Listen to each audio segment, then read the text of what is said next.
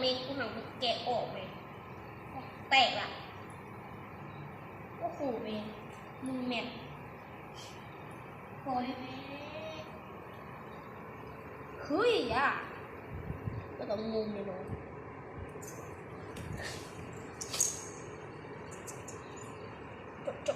จบประโยชน์